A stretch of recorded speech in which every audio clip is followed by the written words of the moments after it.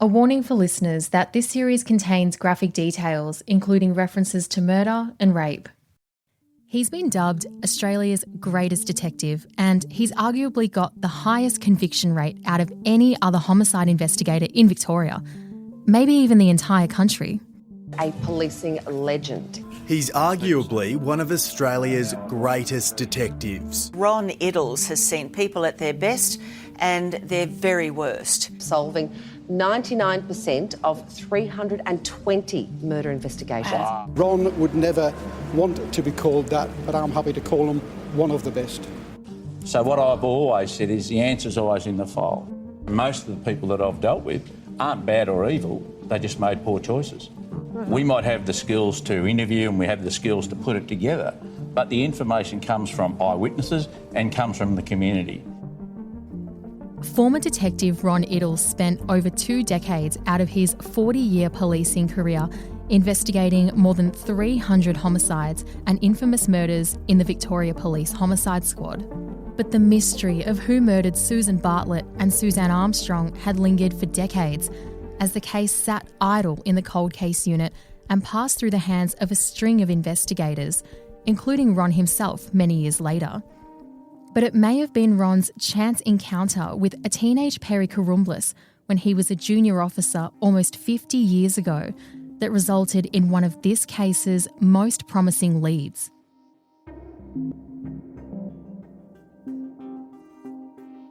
Now, Ron and Perry sit face to face in a Melbourne court as the public learns for the first time exactly how their meeting unfolded and how a list of more than 130 persons of interest was whittled down to just one.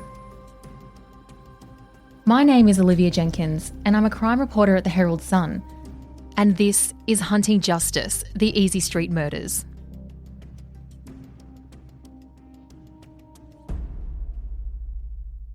We'll learn all about how the young Ron Iddles came face to face with Perry Karumblis later in this episode. But first, let's go back to the crime scene. By Friday the 14th of January 1977, 28-year-old Susan Bartlett and 27-year-old Suzanne Armstrong had been dead for 4 days. There was no murder weapon in sight, and the pool of potential killers was growing. By that point, detectives knew at least 3 different men had been to the two Sues' home between when they were killed and when neighbours Alona Stevens and Janet Powell had discovered their bodies. Easy Street was remarkable in that it threw up a range of suspects, all of about the same height. They didn't have a standout suspect, the police at the start, and in fact, they didn't actually have what would turn out to be the main suspect really at all. What they had were about 8 potentials that they're pretty keen on, and you can't blame them. That's veteran crime writer Andrew Rule again, who you've heard before in this series. They were very keen early doors on the 2 brothers, the Shearer, or 2 Shearers, I think they were brothers, from Euroa, who knew Susan Armstrong. I think one of them had gone out with her or whatever, and the police said, well, he's got a motive, it's often a thing. Then there was, other people who had visited the house. Detectives immediately set their sights on one of the men who had visited the home during that crucial window, Suzanne Armstrong's new boyfriend, 31-year-old Shearer, Barry Woodard. Remember in the last episode where we mentioned how he and his brother Henry went to 147 Easy Street on the night of Wednesday, January 13th? The brothers pulled up to the home in Barry's white Holden SD because his and his sister's calls to Suzanne kept going unanswered. When the brothers get there, there's already a note pinned to the front door, the one written by Alona Stevens. Barry says he and Henry called out to the Sues and knocked on their door, and when there was still no answer, they walked around the side of the house down the laneway. Barry says when they got to the back door, it was half open, and it looked like a light was on in the kitchen. But there was still no sign of Susan or Suzanne, so the pair wrote a note asking Suzanne to give Barry a call whenever she could and placed it on the kitchen table. Henry suggested they look through the other rooms in the house in case the girls were there, but Barry says he didn't want to go looking into someone else's home, so they left. The brothers both say they had no idea Susan and Suzanne had been lying dead just metres away towards the front of the house. Barry was among the first to be interviewed by police over the Sue's murders, and detectives turned up the pressure on him right away, outright asking him if he had some sort of sexual motivation for killing them, something Barry denies to this day. He told the committal hearing late last year, "They blame me all the time, and it wasn't me, I'll tell you that now. I never even had sex with her in the time I met her, so there you go. They were even trying to say I'd done it. I wouldn't have had the guts to do that, God almighty." Suspects and witnesses have died.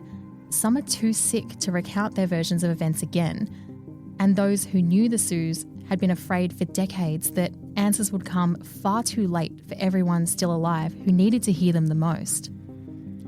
Barry's now 80 years old. He lives back in the country, and as he sat in a local courtroom giving evidence through a webcam, it's clear that modern technology, understandably, isn't his strong suit. Some specific details, like the exact time he and Henry pulled up to the home and who of the two wrote the note, are hazy for him. But the one thing that endures in between blurry timelines and missing memories is his frustration at having the finger pointed at him at all. But what Barry can recall clearly 50 years later as he gives evidence at Perry Karumblis's committal is how persistent investigators were with him and the tactics they used to try to get him to confess to a crime he had always maintained he never committed. Barry said one detective told him, "I think you did it, boy." And he also feared what police might do to him. I had to put my legs up under the table, in case they kicked me. It wasn't unusual, though, that investigators would want to zero in on Barry and his brother Henry early on. The numbers tell us that most people, particularly women, are killed by someone they know, and more often than not, by a partner or a boyfriend. Here's journalist and author Helen Thomas, who you heard from last episode. Their sort of main persons of interest were Barry Woodard, who had visited the house the night before the bodies were found and left a note for Suzanne because he'd taken her out once or twice and had tried to get her on the phone, had no luck. And so I popped round to the house to see, if she'd been there, and left a note asking her to call him. So he was obviously someone the police wanted to talk to. But Andrew Rule says it seemed like Barry and Henry were caught up in a series of suspicious coincidences, and those coincidences have followed the Woodard brothers and their families ever since. Police are suspicious, obviously, and they don't really believe in coincidences, really, mostly, and mostly they're right. But in this case, it was a coincidence. These guys had gone around the back gate, which was never really shut, gone in the back door, which was never really locked. It was a long, skinny, sort of shotgun shack house with a hallway with bedrooms opening off it. And the kitchens and bathrooms and all that were always down the back of those little skinny cottages. And having gone into the kitchen, they didn't want to go up the hallway because that would be sort of intrusive or rude. And they were, respectable country guys, a bit shy. And they hadn't walked up the hallway. And had they walked up there, they would have found their friends murdered. We know Barry and Henry weren't the only ones to visit Easy Street after the girls were murdered. Sue Bartlett had also met a new suitor recently named Ross Hammond. Investigators said something was off about his story right from the start of the investigation. How is it that he climbed in through a bedroom window and missed not one, but two women's bodies lying in the house just a few steps away? Ross is unfortunately another key voice we can't hear from anymore because he's no longer alive. But in January 1977, he had only just started dating Sue Bartlett. And like Barry Woodard, he had also visited the Sue's house during the period that they were allegedly killed. According to police notes mentioned in court last year, Hammond told Detective Douglas Carroll in 1977 that he climbed in through a bedroom window, which left a footprint on Sue Bartlett's bedspread, and walked through the house. Hammond said he walked through the hallway where Sue Bartlett's body was found, but he didn't see anything because it was dark. According to police notes from that time, Hammond's story, quote, did not have a truthful ring to it. To detectives, it sounded like Hammond, quote, appeared to be trying to justify his movements. But Andrew Rule says it wasn't just Suzanne and Susan's associations that police were interested in. You can see how easy it would have been for the police to get very keen on any particular person, including the guy that was next door in the house next door, Johnny Grant, truth crime reporter, knockabout bloke, and nothing against Johnny Grant. I used to work, at the same time he did. He's still around somewhere. But he was interesting to the police because he did knock around with a lot of crooks as well as a lot of police, naturally, crime reporter. It was more than John Grant's rough and tumble personality that landed him on the radar of investigators. Not only did his crime writing at the now defunct Truth newspaper mean he mixed with all sorts of questionable characters, but the Two Sues murders wouldn't be the first time John Grant himself became tied to a major homicide probe. He'd been at a flat in North Melbourne on the same night that the girl that lived in the flat, Julie Garcia Soleil, a Californian girl, only a 19-year-old girl who worked at the same newspaper office as Johnny Grant, she went missing and was never seen again. Clearly, Julie was abducted and murdered, not by John Grant, I must add, but the police were fascinated by that coincidence that he had been at her place in 1975 and here in the first month of 1977, he's next door when this murder happens. 19-year-old Julianne Garcia Soleil from California had been working as a library reference clerk at what was then called Southdown Press in Melbourne CBD. That's how she met John Grant and two of his so-called associates. One was a former boxer named Reese Tommy Collins, the other, career criminal John Joseph Power, who was acquitted of murdering a woman 3 years before meeting Julianne. The paper that John covered the crime beat for, The Truth, and the Australian newspapers were both printed at Southdown Press, and the men came looking for articles in the archive about soul food because they said they were thinking of opening up a restaurant. And so Julianne, who was still new in Melbourne and looking for friends, invited the men over to her place in North Melbourne to talk about the plan later that night. That get-together was the last time anyone saw her alive. The men said Julianne left her flat to make a phone call at about 10:30 p.m, only she never returned.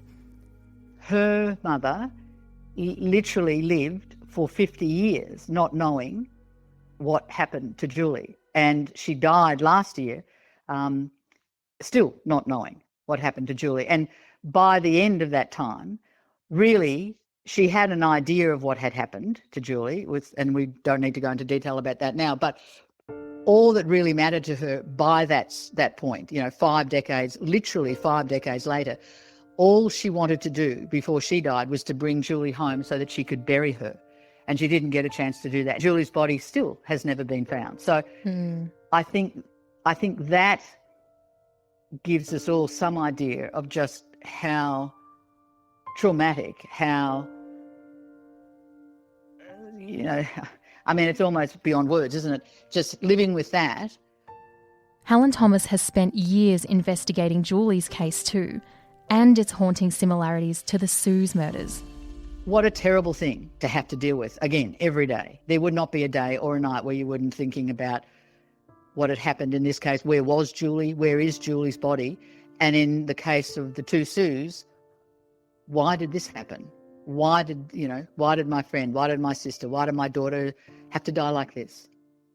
And the questionable history of John Joseph Power and John Grant's close association with him is what placed them in the frame, not only for Julianne's suspected murder, but as Suzanne and Susan's potential killers.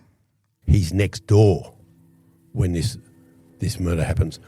But I know for a fact that the homicide squad took him into Russell Street and questioned him very vigorously for quite a long time. And I know that because the head of the squad told me that himself many years later.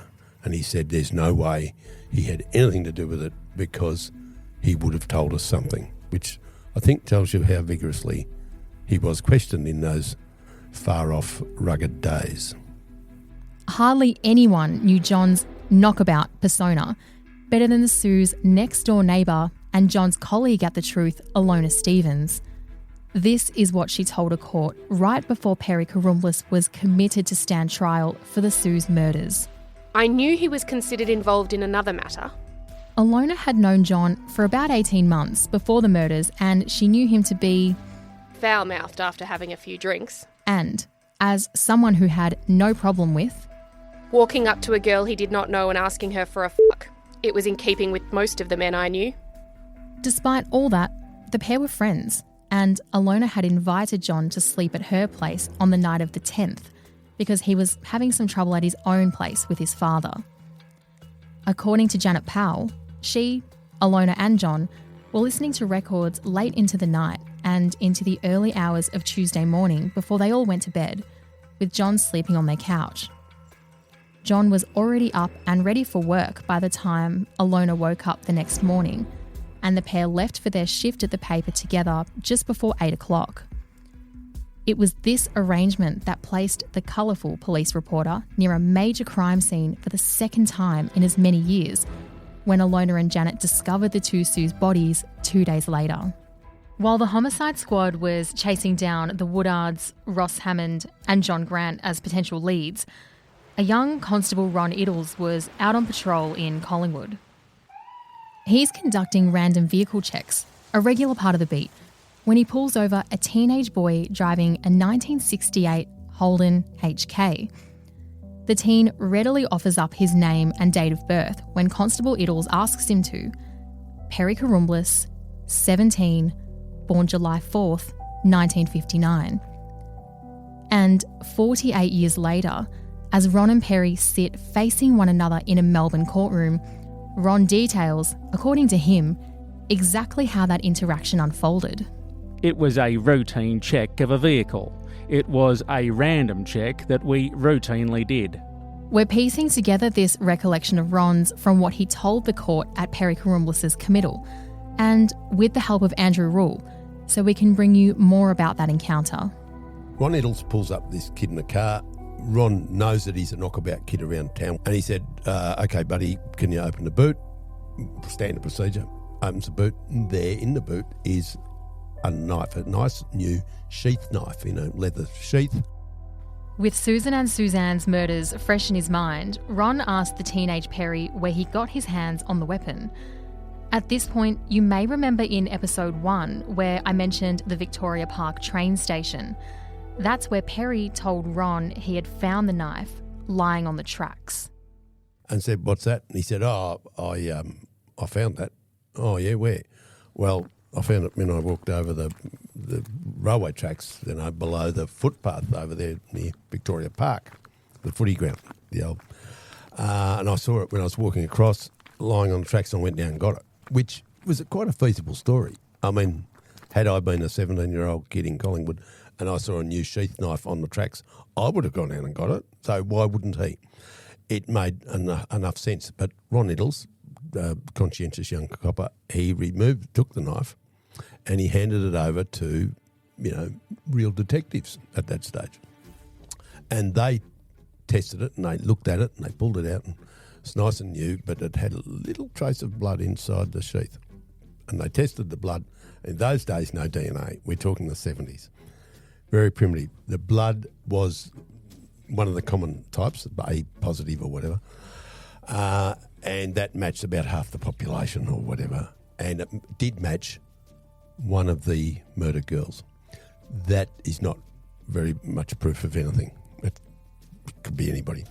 So Karumblis' name is just on a long list of people who have been spoken to.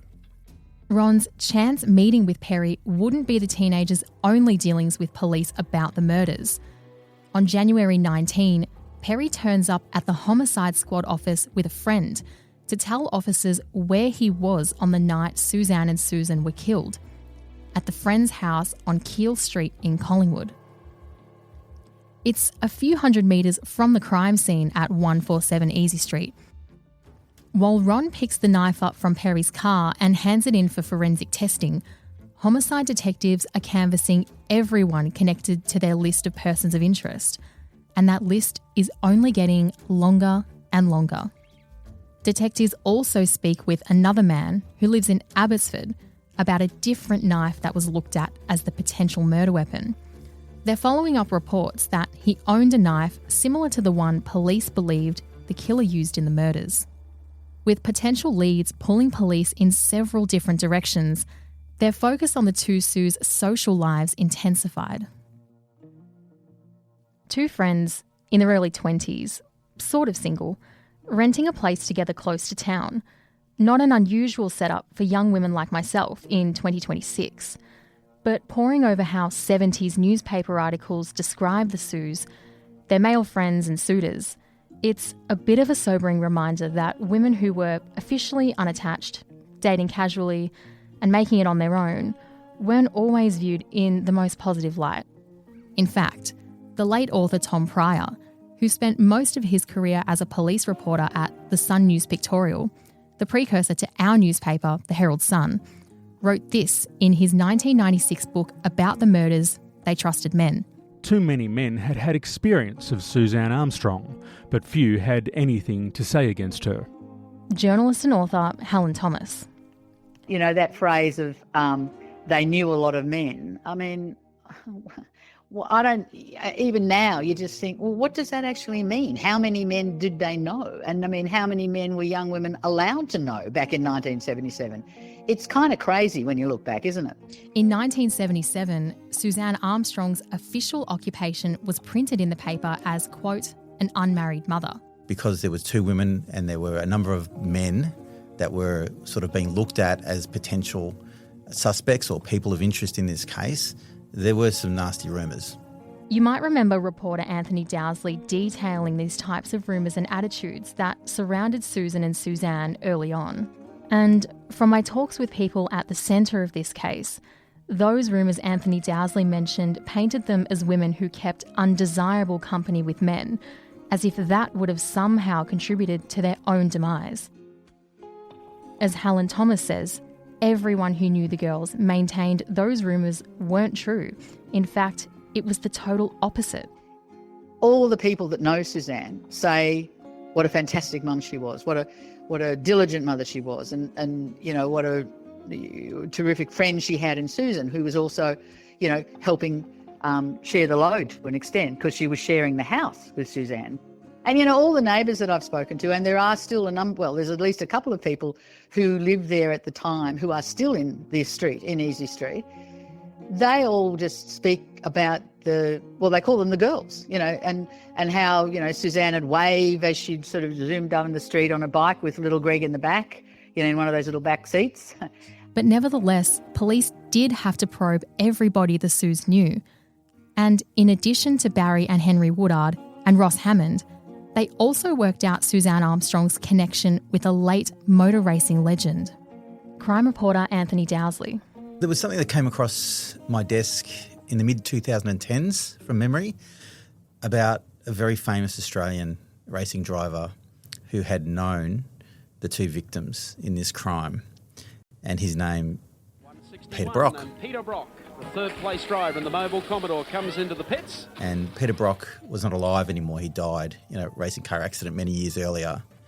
But the interesting bit that happened was that I'd been told that his DNA was going to be tested against the crime scene evidence to see if he was a potential suspect. So he was a person of interest to the cold case investigators who were trying to eliminate suspects or people of interest from this case. And of course they were all men, I believe, and there was a fairly large group of people that they were trying to test against for years as they tried to solve this murder. But Brock's connection to the case flew under the radar for decades. In fact, right up until there had already been an arrest of Perry Karumblis in Rome. Sometimes as journos we have to make calls on what's in the public interest and what is really fair. And it was decided not just by me but by others in news organisations that came across this as well, that it would be unfair to name Peter Brock as a potential suspect in a really obviously vicious crime. So his name remained out of the media for almost a decade until the arrest came. A man named Peter Samsonidis and a former traffic cop called Ian Lloyd, who was also a roof plumber, were both added to the list of what police believed were their strongest suspects. During Perry's committal, former detective Peter Hiscock told the court that it was well known Mr. Lloyd would proposition women to perform sexual favours for him in exchange for avoiding traffic fines.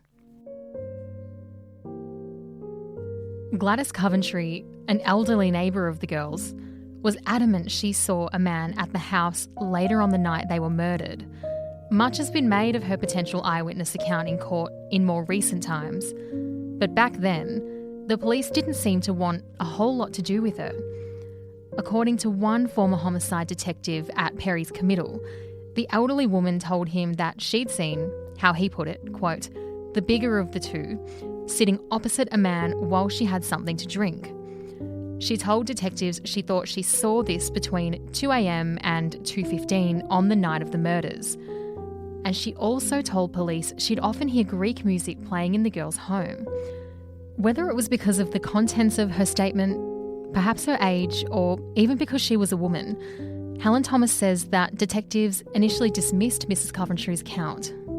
Mrs. Coventry, again, as I understand it, had seen a man in the house the night the women are believed to have been killed.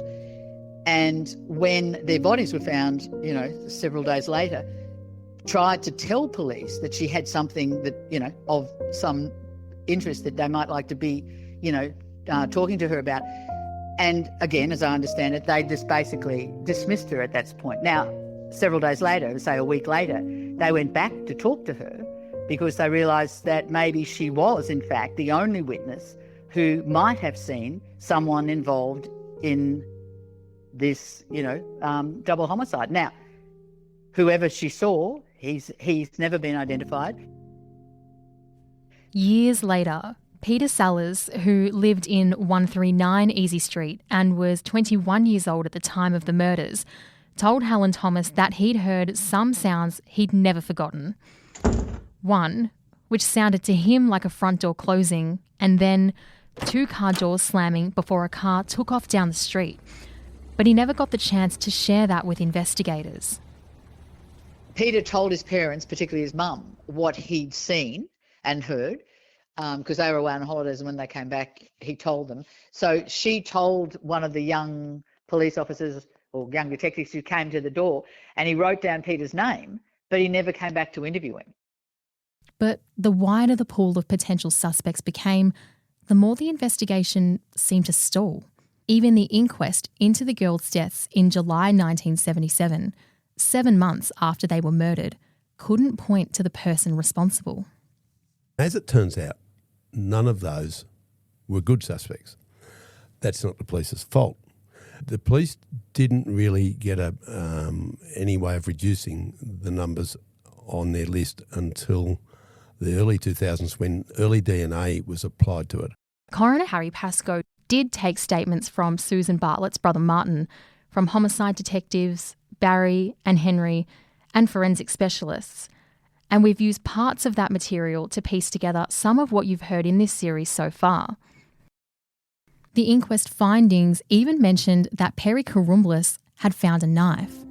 Even with all those names, the potential murder weapons, intriguing ties to other crimes, and an official inquiry, the investigation somehow languished. The answers to all those crucial questions evaded the Sue's families and investigators for years. I was in disbelief. I thought, God, it's crazy, But, there's still a lot of questions in their evidence. For us, I think the eldest case is one that's quite, I'd say, infamous or famous, Ned Kelly. So, those bones were over 100 years old, and we were able to recover mitochondrial DNA. This show is hosted, researched and written by me, Olivia Jenkins. It was produced, edited and written by Jonty Burton.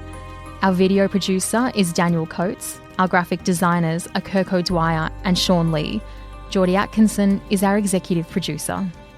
You can find all of our coverage of this case at huntingjustice.com.au. You can also find every article, video and episode of this series, as well as the crime stories Melbourne cares about most, by joining our Facebook group, Herald Sun Crime and Courts. If you have questions, feedback, or something you think we should know, get in touch with us anytime. Our email address is heraldsuncrime@news.com.au, or you can contact me securely.